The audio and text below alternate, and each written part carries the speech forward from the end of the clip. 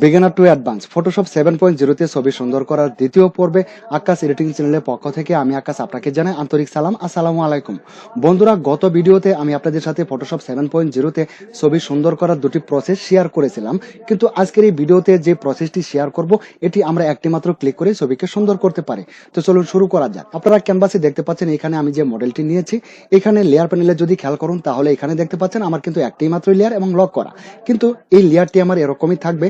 আমি এই লেয়ারের উপরে নতুন করে আরো একটি লেয়ার তৈরি করব। তো নতুন করে আরো একটি লেয়ার তৈরি করার জন্য আপনারা লেয়ার প্যানেলের নিচে এখানে খেয়াল করুন, এখানে দেখতে পাচ্ছেন create a new layer icon রয়েছে। ক্রিয়েট এ নিউ লেয়ার আইকনে ক্লিক করে নতুন করে আরো একটি লেয়ার তৈরি করে নিন। নতুন লেয়ারটি তৈরি করার পর এখন এই নতুন লেয়ারটি আমরা দেখতে পাচ্ছি আমাদের টপ লেয়ারে রয়েছে। তো এই লেয়ারটিকে আমরা সলিড একটি কালার দিব। তো সলিড একটি কালার দেওয়ার জন্য এবার একটু খেয়াল করুন আমাদের ব্যাকগ্রাউন্ড এবং ফোরগ্রাউন্ড কালার কি দেওয়া আছে। আপনারা দেখতে পাচ্ছেন এখানে ব্ল্যাক এন্ড হোয়াইট দেওয়া আছে। আমার ফোরগ্রাউন্ড কালার দেওয়া আছে ব্ল্যাক এবং ব্যাকগ্রাউন্ড কালার দেওয়া আছে হোয়াইট। তো আমার ব্যাকগ্রাউন্ড কালার হোয়াইট দেওয়া আছে। এবার আমি কিবোর্ডের কন্ট্রোল বাটন চেপে ধরে ব্যাক স্পেস বাটনে প্রেস করে দেব।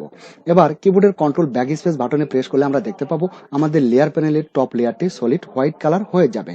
তো প্রেস কন্ট্রোল বাটন এবং প্রেস ব্যাক স্পেস। আপনারা দেখতে পাচ্ছেন এখন কিন্তু সম্পূর্ণ এই লেয়ারটি কিন্তু আমার হোয়াইট কালার হয়ে গেছে। তো পিছনে কিন্তু একটি ছবি রয়েছে, আমরা দেখতে পাবো।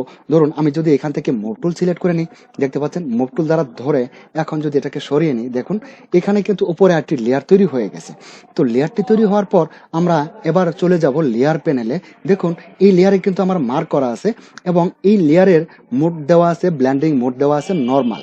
এখন আমরা এই নরমালে ক্লিক করে এই ব্ল্যান্ডিং মোডটিকে আমরা চেঞ্জ করে দেব। তো প্রিয় শিক্ষার্থী বন্ধুরা, এবার এই নরমালে ক্লিক করে দিন। নরমালে ক্লিক করার পর এটার ব্ল্যান্ডিং মোড আমরা দিয়ে দেব সফট লাইট। এবার দেখুন এখানে সফট লাইট দেওয়া আছে, আমরা এই সফট লাইটটিকে সিলেক্ট করে দেব এই লেয়ারে ব্ল্যান্ডিং মোড হিসেবে। সফট লাইট সিলেক্ট করার পর আমরা দেখতে পাচ্ছি এখন আমরা যে উপরে হোয়াইট কালারটি দিয়েছিলাম এটা কিন্তু সফট লাইট হয়ে গেছে, তাই না? এবার আমরা যদি লেয়ার প্যানেলে এই যে এখানে দেখতে পাচ্ছেন চোখ আইকন নামে একটি আইকন রয়েছে, এবার এই আই বলটাকে আমি হাইড করে দিলাম। দেখুন এটা ছিল আমাদের জেনুইন ছবি। তো ছবিটাকে ব্রাইটনেস করার জন্য, সুন্দর করার জন্য এটার উপরে আমরা একটি সাদা প্রলেপ দিয়েছি ছবিটাকে ব্রাইট করার জন্য, সুন্দর করার জন্য। দেখুন এটুকু দিয়েছি।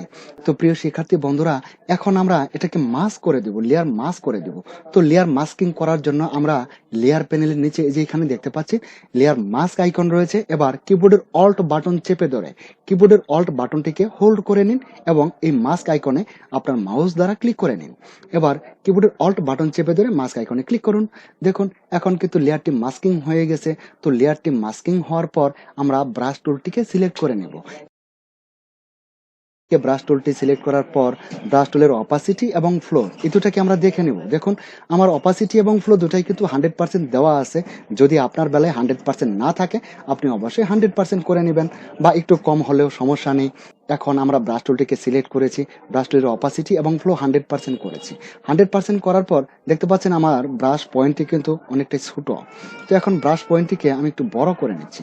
আপনারা দেখতে পাচ্ছেন ব্রাশ পয়েন্টটি এখন আমার এই সাইজের হয়ে গেল। আচ্ছা, ব্রাশ পয়েন্টটি এই সাইজ হওয়ার পর এবার ব্যাকগ্রাউন্ড এবং ফোরগ্রাউন্ড কালারে খেয়াল করুন। দেখতে পাচ্ছেন এখানে আমার উপরে ব্ল্যাক কালার দেওয়া আছে এবং নিচে দেওয়া আছে হোয়াইট কালার। তো এই দুটি কালার আমার এখানে দেওয়া আছে। এখন যদি আমি ব্রাশ টুল দ্বারা এভাবে ব্রাশ করি তাহলে কিন্তু কোনো লাভ হচ্ছে না। দেখুন আমি কিন্তু ব্রাশ টুল দ্বারা এখানে ব্রাশ করছি, বাট কোনো লাভ হচ্ছে না। তো লাভটা আমাদের কিভাবে করতে হবে জানেন?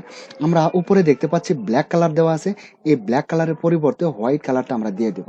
নিচের কালারটা উপরে দিব আর উপরের কালারটি আমরা নিচে দিব। তো এই কালারটি আমরা চেঞ্জ করতে পারি খুব সহজে কিবোর্ডের এক্স বাটন প্রেস করে। কিবোর্ডের শুধু এক্স বাটন প্রেস করুন, তাহলে সাদাটি উপরে চলে যাবে এবং কালোটি নিচে চলে আসবে। তো এখন এই দুটাকে আমরা চেঞ্জ করার পর এখন যদি ব্রাশ টুল দ্বারা ব্রাশ করি, দেখুন এইটুকুই ছিল কাজ। এখন আমরা যে নির্দিষ্ট অংশটুকু সুন্দর করতে চাই, ফর্সা করতে চাই, এভাবে আমরা ব্রাশ টুল দ্বারা শুধু ব্রাশ করে যাব। দেখুন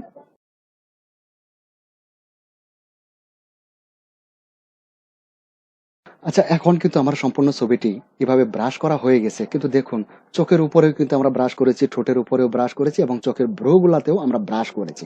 তো এখন কোনো অংশ থেকে যদি ব্রাশটাকে আমরা রিমুভ করতে চাই বা এটাকে আমরা আবারও ফিরিয়ে আনতে চাই, তাহলে আমাদের কি করতে হবে, এখানে ব্যাকগ্রাউন্ড এবং ফোরগ্রাউন্ড কালারটিকে আমাদের আবারও চেঞ্জ করতে হবে। তো এটা চেঞ্জ করে আমরা ব্ল্যাক কালারটিকে উপরে দিয়ে যদি ব্রাশ করি, তাহলে পূর্বের কালারটি চলে আসবে, আর হোয়াইট কালারটি নিচে দিয়ে দিলে আমরা এই কাজটি করতে পারবো। তো এখন কিবোর্ডের এক্স বাটন প্রেস করে আমি ব্ল্যাক কালারটিকে উপরে দিয়ে দিলাম এবং হোয়াইট কালারটি নিচে দিলাম। নিচে দেওয়ার পর এখন দেখুন, এই যে চোখের যে বলটি রয়েছে ছবির, এই চোখের বলের উপরে যদি আমি ক্লিক করি, তাহলে চোখের বলের উপর থেকে যে সাদা প্রলেপটি পড়েছে এটা কিন্তু উঠে যাবে। দেখতে পাচ্ছেন, আমি এখানেও এটি ক্লিক করে দিলাম। তারপর এই ঠোঁটের উপরে আমরা যে কালারটি করেছি, এই কালারটিকেও আমি রিমুভ করতে চাই। তো রিমুভ করার জন্য আমরা ব্ল্যাক কালারটিকে আমাদের ফোরগ্রাউন্ড কালারে দিয়েছি, আর হোয়াইট কালারটিকে আমরা নিচে দিয়েছি। তো দেওয়ার পর এখন যদি ব্রাশ করি, তাহলে এবার ন্যাচারাল ঠোঁটটি তার বেরিয়ে আসবে। আমরা যে উপরে হোয়াইট কালারটি দিয়েছিলাম, এটা এখানে আর থাকবে না। দেখুন, তো এইভাবে আমরা চোখের ভ্রুগুলাকেও কিন্তু ক্লিয়ার করতে পারি। তো প্রিয় শিক্ষার্থী বন্ধুরা, একটি অনুরোধ করব, সেটি হলো আপনি যদি আপডেট ফটোশপের ভিডিও পেতে চান, তাহলে আমার চ্যানেলটিকে সাবস্ক্রাইব করে নোটিফিকেশনটি অন করে রাখবেন। আমি মনে করি আপনি যদি নিয়মিত ফটোশপের ভিডিও দেখেন, তাহলে মাত্র 1 মাসের মধ্যে আপনি ফটোশপ শিখতে পারবেন। বন্ধুরা, ভিডিওটি এখানেই শেষ করব। পরিশেষে আপনাদের সুস্বাস্থ্য এবং নেক হায়াত দানের প্রার্থনা মহান রাব্বুল আলামিনের দরবারে রেখে ভিডিওটি এখানেই শেষ করছি। আল্লাহ হাফেজ।